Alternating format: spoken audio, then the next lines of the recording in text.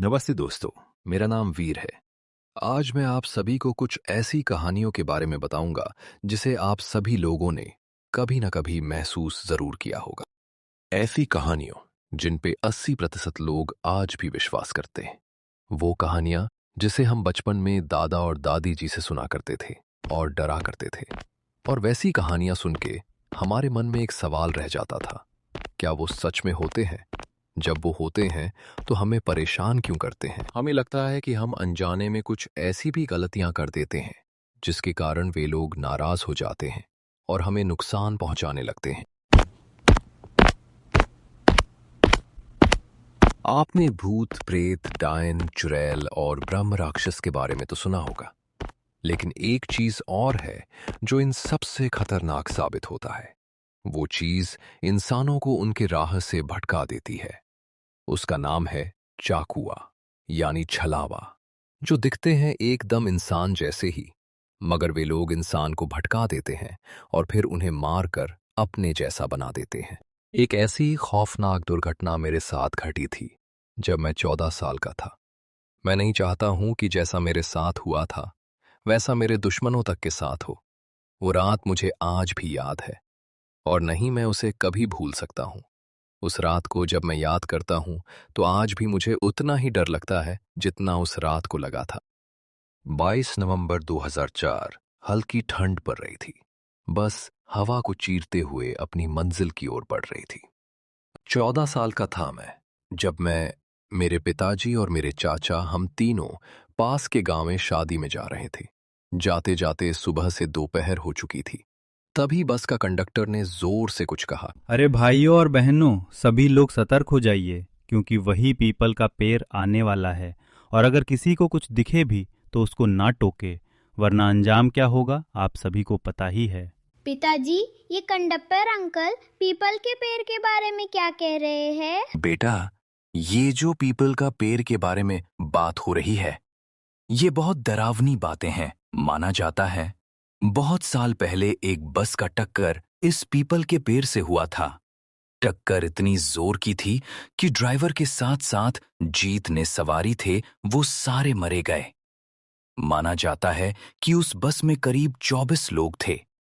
और तब से उस पीपल के पर के सामने से जो भी बस, गाड़ी या कोई इंसान गुजरता है, उसे वे लोग परेशान करते हैं और कुछ कुछ लोगों को तो जान से मार भी देते हैं। ओह अच्छा, तो पिताजी फिर हम उस पेड़ की तरफ से क्यों जा रहे हैं? क्या वे लोग हमें तंग नहीं करेंगे? यही तो बात है मेरे बच्चे।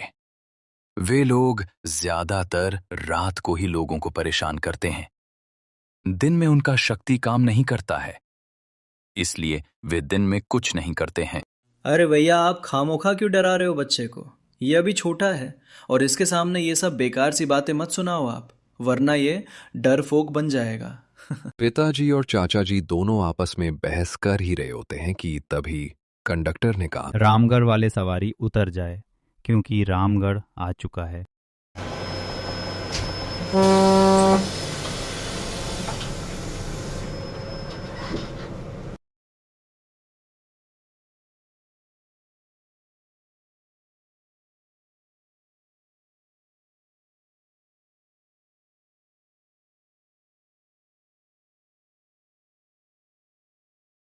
पिताजी, हम कब पहुंचेंगे आपके दोस्त के घर? मेरे पैर में बहुत तेज दर्द हो रहा है और मैं थक भी गया हूं ना। बताइए ना पिताजी। अरे मेरे बच्चे, तुम इतने कमजोर हो। तुम्हें पता है, तुम्हारे उम्र में तो मैं एकदम टार्जन ओहो के भैया, जैसा इधर फिर से उधर शुरू हो उछल गए कूद करता रहता था। अपनी झूठी तारीफें करने दिन के में लिए। करीब 14 से 15 घंटे खेला करता था, और तुम कह रहे हो कि तुम्हारा पैर दर्द कर रहा है।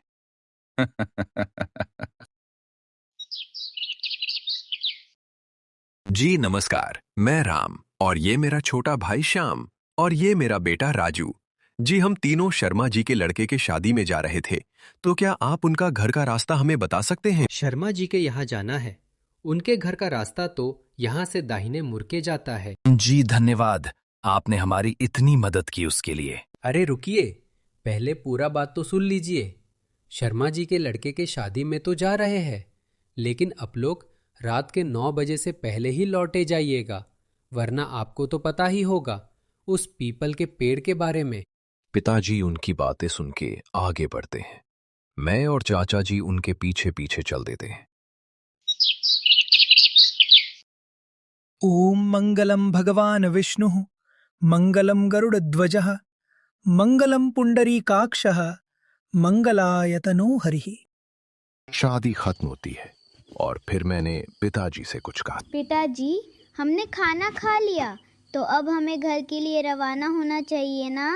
पिताजी मेरी बातें सुन के थोड़ा परेशान हो जाते हैं और सोचने लगते हैं, यहाँ तक कि मेरी बातों का कोई जवाब भी नहीं देते हैं। तभी चाचा जी ने कुछ कहा। भैया, क्या हुआ? आप सोच में क्यों पड़ गए? कहीं आप इन झूठी अफवाहों के बारे में तो नहीं सोच रहे हैं, है ना? भैया, ये छलावा वगैरह कुछ नहीं होता है। आप भूलो मत कि भाभी घर पे अकेली है, और तो और उन्होंने कुछ खाया होगा भी या नहीं, ये भी हमें नहीं पता है, इसलिए चलना तो पड़ेगा ही ना। हाँ पिताजी, चलो ना, कल तो मुझे विद्यालय भी जाना है। पिताजी ने डरते और घबराते हुए कहा। अच्छा बाबा, ठीक है, मैं घर चलने के लिए तैयार हूँ।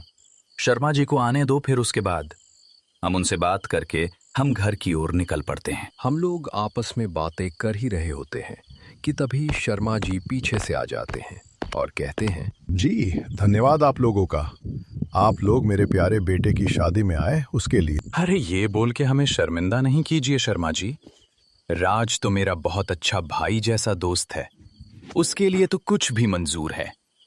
चलिए ठीक है, अब हम अपने घर के लिए निकलते हैं, रात बहुत हो चुकी है, राजू की माँ ने भी कुछ खाया नहीं होगा, इसलिए अब हमें चलना चाहिए। पिताजी शर्मा जी को ये बातें बोल के निकल पड़ते हैं और हम उनके पीछे चल देते हैं।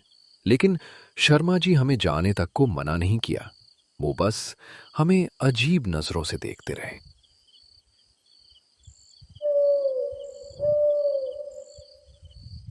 रात बहुत डरावनी लग रही थी। ऐसा लग रहा था कि अमावस की रात जितनी काली होती है, उससे 10-20 गुना ज्यादा काली आज की रात हो। ऊपर से रात के 10 बज चुके थे। पिताजी, मैं और चाचा जी, हम तीनों जंगल के रास्ते से होते हुए बस स्टैंड की ओर निकल गए थे। जंगल बहुत सुनसान लग रही थी, मानो रात का अंधेरापन जंगल को अंदर ही अंदर नोच नोच के खा रहा हो। तभी चाचा जी ने कहा, अरे भैया, गांव के लोग तो कह रहे थे कि जंगल ऐसा है और वैसा है। हम करीब 20 मिनट से चल रहे हैं, मगर यहाँ तो हम कुछ भी नहीं दिखा है। अरे कम से कम वो क्या कहते हैं, हाँ छलावा, वो तो दिखना चाहिए ना। भैया, मैं तो कह ही रहा था कि गांव वालों की बातों पे विश्वास मत करो, लेकिन आप ही उनकी बातों पे विश्वास कर रहे थे। वे गांव वाले किसी जंगल के बारे में नहीं, बल्कि वो बस स्टैंड के पहले आने वाली पीपल के पेड़ के बारे में बोल रहे थे, समझे? अब तुम फालतू की बातों पे मत जाओ, चुपचाप चलने पे ध्यान दो। हमें चलते चलते वो पीपल का पेड़ दूर से ही दिखने लगता है, बहुत विशाल, बहुत भयानक, बहुत डरावना। ऐसा लग रहा था कि वो पेड़ हमें दूर से ही अपने ओर खींच रहा हो। दिन में उस पेड़ का नज़ारा कुछ और ही था, लेकिन रात होते ही इस पेड़ का नज़ारा बदल जाता है। और तभी पिताजी ने धीमी आवाज में कहा, अब तुम लोग मेरी बात ध्यान से सुनो, आगे वही पीपल का पेड़ है, तो तुम लोग चुपचाप चलना, समझे? और अगर तुम्हें कुछ अलग दिखे तो उसे अनदेखा कर देना, ठीक? अब मुझे तुम्हारे आगे चलने दो और तुम मेरे पीछे पीछे चलो। पिताजी ये बोल के हम सबसे आगे चलने लगते। हम लोग उस पीपल के पेड़ को पार करने लगे, तभी मुझसे एक बहुत बड़ी गलती अनजाने में हो गई। मुझे ऐसा लगा कि कोई मेरे पीछे है। तभी मैंने मुड़ के देखा और वहां पर खुद को ही पाया। पैर, हाथ, सकल शरीर का बनावट बिल्कुल मेरे जैसा ही, मानो वो मेरी कोई कॉपी ही हो। और तभी मैंने उससे पूछा, तुम कौन हो? तुम तो बिल्कुल मेरे जैसा ही दिखते हो, और तो और तुम मेरे पीछे क्यों चल रहे हो? मेरे इतने सवालों के बाद भी उसने कोई जवाब नहीं दिया। वो बस मुझे देख के एक अजीब सी मुस्कुराहट दिखा रहा था। तभी मेरे चाचा जी की आवाज आई, अरे राजू, तू वहां पर अकेले किससे बातें कर रहा है? जल्दी आ इधर, वरना मार पड़ेगी। भैया बहुत ज्यादा गुस्से में है। अरे यार, ये पिताजी और चाचा जी भी ना अरे ये कहाँ चला गया? ये तो अभी यही था। राजू, कहाँ रह गया तू? जल्दी आना, तुझे समझ नहीं आ रहा है। तू वहां पर अकेले कर क्या रहा था? और तो और तेरी बातें करने की भी आवाज आ रही थी। तू किससे बातें कर रहा था? हाँ चाचा जी, मैं आपको बताने ही वाला था। आपको पता है, वहाँ पे मैं खुद से ही बातें कर रहा था और वो सेम मेरे जैसा ही दिखता है। मैंने तो उससे बहुत पूछा कि तुम कौन हो और मेरे जैसे कैसे दिख रहे हो, लेकिन उधर से कोई जवाब नहीं आया। तभी आपने बुला लिया। तो ना भैया की बातें सुन के पागल हो गया है। अब चुपचाप चल, समझा? तेरे जैसा। आखिरकार हम उस पीपल के पेड़ को पार करके बस स्टैंड पहुंच जाते हैं। बस स्टैंड बहुत खाली दिख रही थी। वहां एक भी इंसान दूर दूर तक नहीं दिख रहा था। हम उसी बस स्टैंड पे बस का इंतजार कर रहे थे और तभी मेरी आंख लग गई और मैं सो गया। करीब 2 घंटे बीत जाने के बाद मेरी आंखें खुलती है। मैंने देखा कि वहां पे मेरे पिताजी और चाचा जी नहीं थे। उस वीरान बस स्टैंड पे मैं अकेला था। मुझे डर लग रहा था और तभी दूर से किसी की रोने की आवाज आने लगी।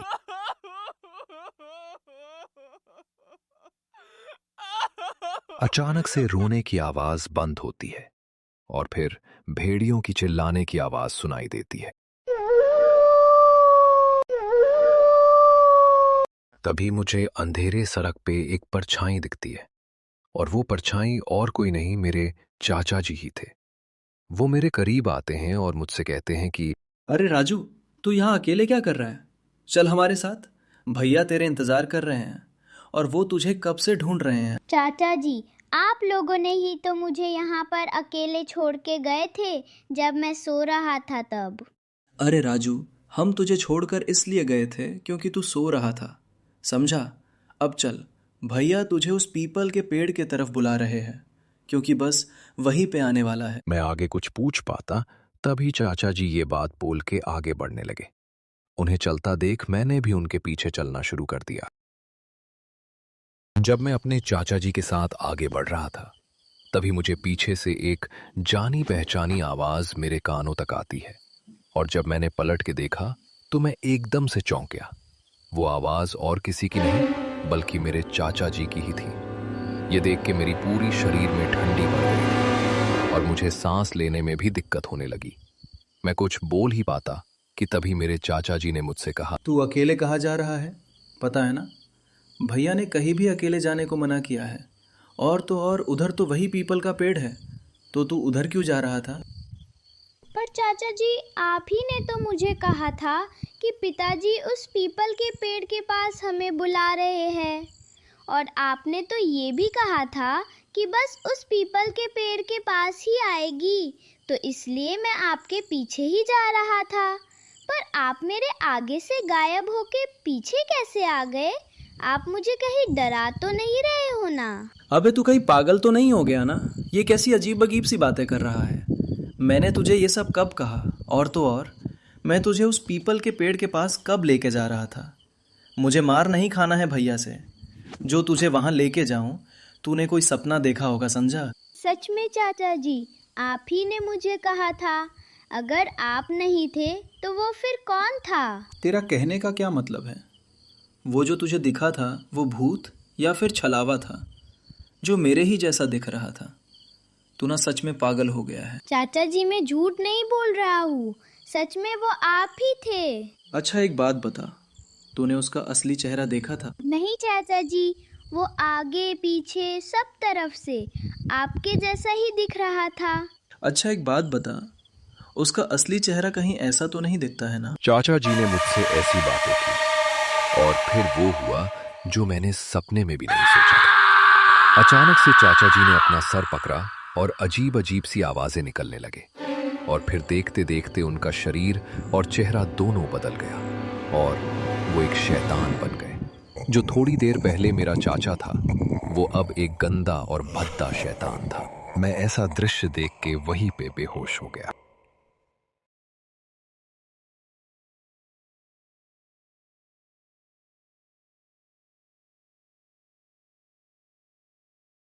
बाप रे, कितना गंदा सपना था। भगवान करे ऐसा सपना मेरे दुश्मनों को भी ना दिखाए। अरे पिताजी और चाचा जी कहाँ है? उतर के देखता हूँ।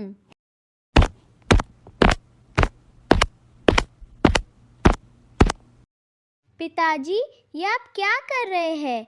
आपका दिमाग सही जगह तो है ना? आप ये जंगलों में अंडे क्यों बेच रहे हैं? और तो और, ये अंडे लाए आप कहाँ से हैं? मेरे बच्चे, ये अंडे का दुकान अपना ही है। तुझे अंडे बहुत पसंद है ना? आजा, शर्मा मत, आजा, आके खा ले। पिताजी, आपकी तबीयत ठीक तो है ना? हमें घर भी जाना है। माँ हमारा इंतजार कर रही होगी। अरे मेरे बच्चे, तू समझता क्यों नहीं है? मैं अब तुझे 10 बार समझाऊंगा क्या? तू मुझे अब गुस्सा दिला रहा है, समझा? पिताजी, आप ऐसे क्यों बोल रहे हो? मुझे डर लग रहा है आपसे। अरे ऐसे मत रो बच्चे, तुझे रोना ही है ना, तो मेरा असली रूप देख के रो। असली रूप? मैं कुछ समझा नहीं पिताजी।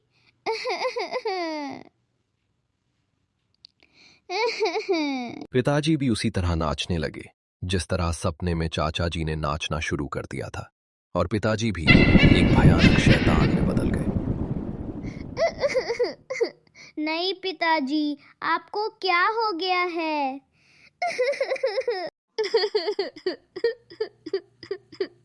बचाओ, कोई है? मुझे बचाओ पिताजी, चाचा जी, ये भूत मुझे मार देगा। अरे राजू, तू कहाँ जा रहा है? और तेरी ये हालत किसने की? चाचा जी, इधर एक शैतान है जो सेम टू सेम पिताजी की तरह बोलता है और दिखता है। मुझे बचा लो चाचा जी, वरना वो शैतान मुझे खा जाएगा।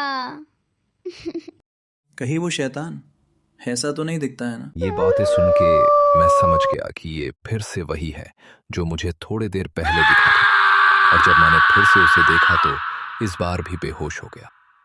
राजू, राजू, राजू बेटा, उठ जा। राजू, राजू, राजू, उठ जा बेटा, हम घर पहुंच गए। मैं ये बस में कैसे आ गया? मैं तो उस रात के अंधेरे में बस स्टैंड पे था, और तो और मेरे पीछे वो शैतान परे थे। लगता है वो सब सपना था। चलो ठीक हुआ कि वो सिर्फ सपना ही था। आपको क्या लगता है दोस्तों, जो मैंने बस में देखा था, क्या वो कोई सपना था या फिर कोई छलावे की दुनिया का एक खौफनाक सच? मुझे कमेंट में बताएं और हमारे वीडियो को लाइक और चैनल को सब्सक्राइब करें।